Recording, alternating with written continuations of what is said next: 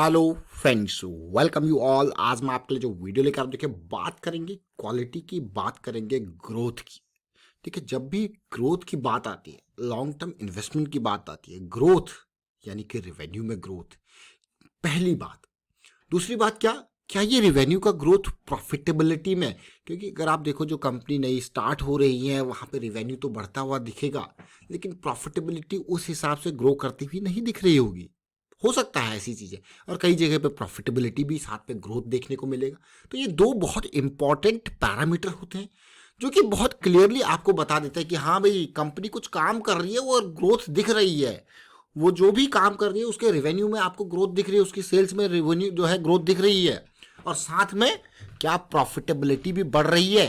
तो याद रखना, अभी आपने पेटीएम का हाल देखा होगा, ग्रोथ दिख रहा होगा, सब कुछ नंबर्स दिख रहे होंगे, लेकिन प्रॉफिटेबिलिटी बिल्कुल नहीं थी और शेयर आसमान से आकर गिरा जमीन पर।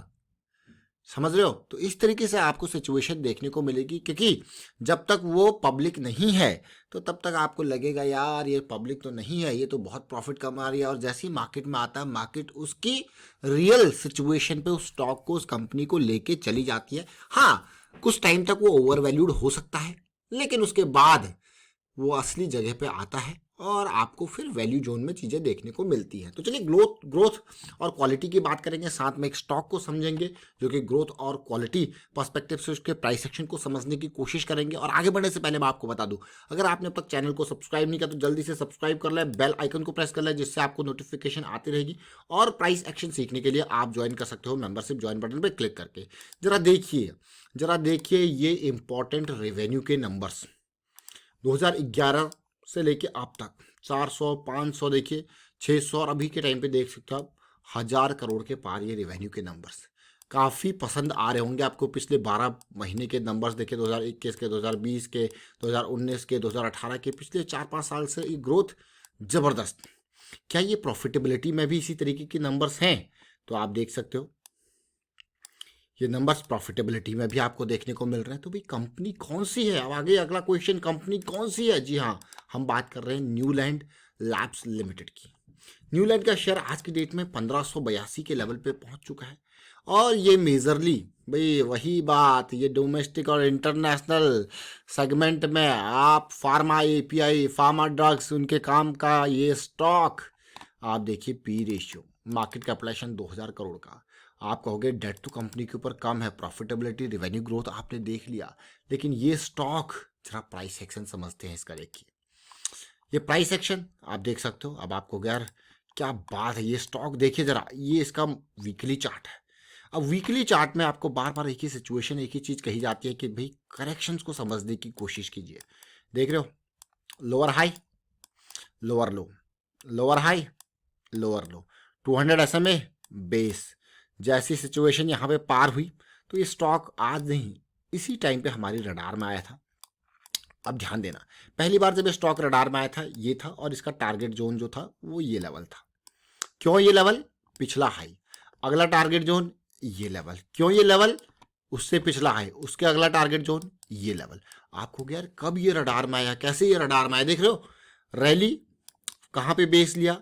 पिछले स्ट्रॉन्ग एरिया पे, यानी कि उसके बाद देखिए फिर से रैली स्टार्ट हो रही है। अभी इसको भी समझेंगे, इसको देखिए, फिर अगला टारगेट जोन, फिर आप कहोगे फिर से। ये पाथ है, ये प्रोसेस का पार्ट है। ये प्रोबेबिलिटीज की टर्म्स में देखिए, जब इन इन लेवल्स पे ये था न्यूलैंड लेबोरेटरीज, तो ये स्टॉक आप देख सकते हो फर्स्ट टाइम 4-5 पहले की बात है, ये 1370 का लेवल का प्राइस है। देख रहे हो, टारगेट जोन कौन सा? ये लेवल। अब अगला टारगेट जोन, जैसे मैंने आपको कहा, ये लेवल। आप देखोगे यार वाह, ये तो कितनी अच्छी बात है, ये तो बिल्कुल प्राइस को फॉलो कर रहा है। देखिए, देख रहे हो, ये लेवल, बल्कि इससे थोड़ा ऊपर ही गया ये प्राइस। ये तो लेवल था, ये तो स्मार्ट मनी का लेवल था। ये देखिए 1900 के आसपास की रेंज, बल्कि प्राइस क्या गया, थोड़ा सा ऊपर ही गया। देख रहे हो, लेकिन जो लोग, अब ध्यान से, जो लोग इस लेवल के ब्रेकआउट के लिए प्ले कर रहे होंगे, तो वो अपने आप को क्या फंसा हुआ महसूस नहीं करेंगे? बिल्कुल करेंगे जी। क्यों? क्योंकि बहुत हफ्ते, क्योंकि एक वीक की एक कैंडल है, तो उनको कई महीने यहाँ पे हो चुके हैं, 3-4 महीने, तो वो अपने आप को ट्रैप सा महसूस जरूर करेंगे। लेकिन अब जो लोग नेक्स्ट, तो इसीलिए आपको यहाँ पे मल्टी टाइम फ्रेम एनालिसिस बहुत इंपॉर्टेंट। वो क्या करती है, आपको छोटे time frame wise low risk की अपॉर्चुनिटी को ग्रैब करने के, उसको समझाने की कोशिश करती है। अब देखिए, फिर से देख रहे होंगे आप। अब ये रिसेंट करेक्शन को समझते हैं। इस रिसेंट करेक्शन को समझेंगे 200 SMA के ऊपर हम छोटे टाइम फ्रेम वाइज। तो देखिए, सबसे पहले हम चलते हैं ये देखिए, ये आ गए हम डेली के चार्ट पे।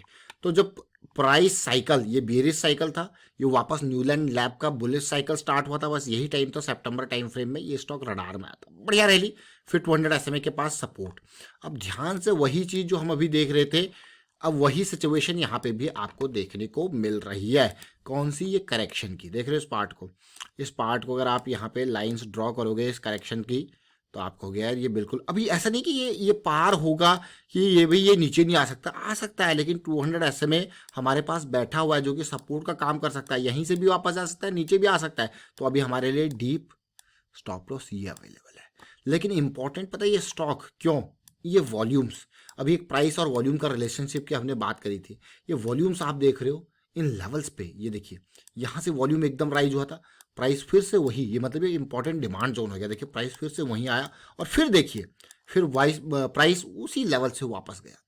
अभी देखिए एक बार जैसे अभी ये करेक्शन यहाँ पे दे रहा है, तो एक बार प्राइस हल्का सा नीचे भी आ सकता है यहाँ पे, फिर वापस ही आपको दे सकता है। लेकिन हमारे लिए इंपॉर्टेंट है ये धीरे धीरे करके ये पॉजिटिविटी आना।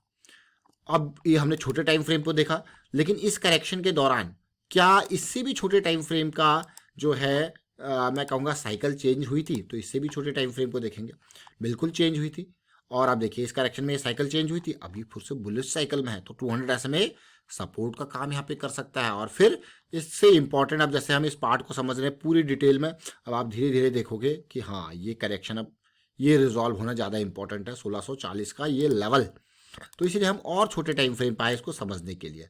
ये जा सकता है डाउन, फिर ये लेवल देखिए धीरे धीरे करके एक पॉजिटिविटी, एक रिवर्सल की उम्मीद यहाँ पे।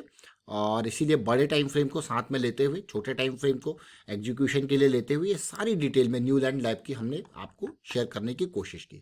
इसमें हमने मंथली चार्ट को देखिए, मंथली चार्ट के करेक्शन के हिसाब से हम पहले आपको यहाँ पे जो है शेयर किए थे। देखिए जब ये सिचुएशन स्टार्ट हो रही थी, धीरे धीरे करके पहला लेवल देखिए ऑलरेडी टच किया इसने, सेकंड लेवल जो है वो ऑलमोस्ट 2300 2400 के बीच के आसपास है। उसके बाद नेक्स्ट लेवल तो फिर तो भाई 27 2800 का रेंज है। धीरे धीरे करके स्टेप बाय स्टेप और लो रिस्क की अपॉर्चुनिटी, हमेशा ये ध्यान देना है रिस्क मैनेजमेंट।